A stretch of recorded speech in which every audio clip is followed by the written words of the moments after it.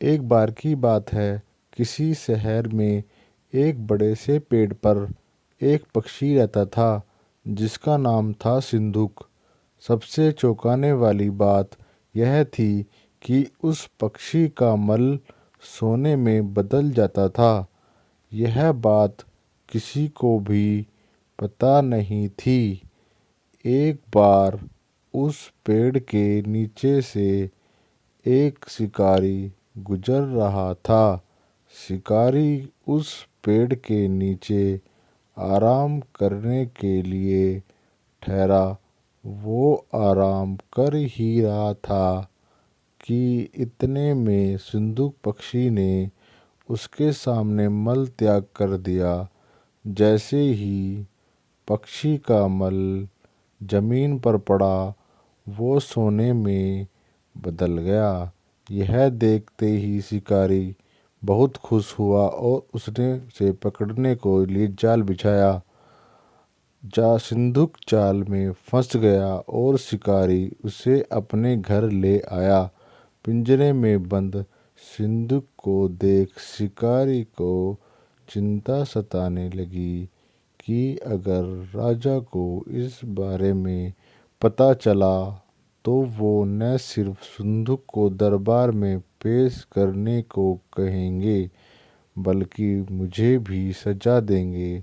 यह सोचकर डर के मारे शिकारी ने खुद ही सिंदूक को राजदरबार में पेश कर राजा को सारी बात बताई।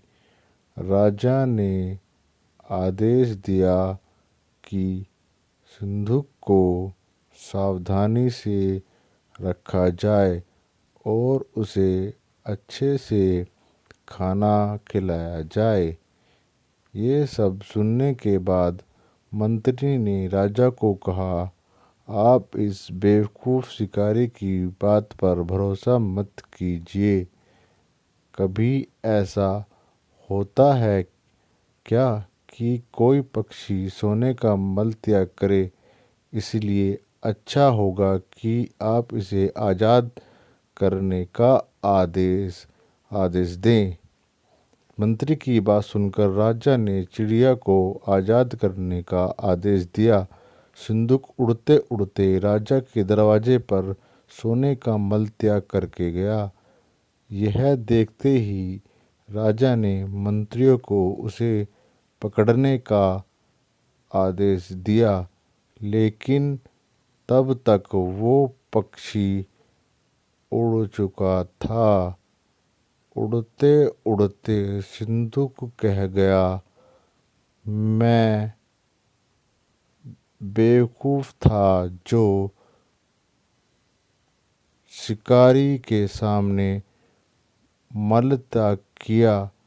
शिकारी बेवकूफ़ था जो मुझे राजा के पास ले गया। राजा बेवकूफ़ था जो की बात में आ गया। सभी बेवकूफ़ एक ही जगह हैं। कहानी से सीख, कभी भी दूसरों की बातों में नहीं आना चाहिए और अपने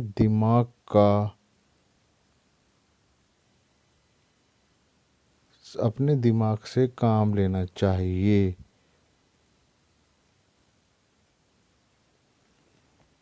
थैंक यू, धन्यवाद।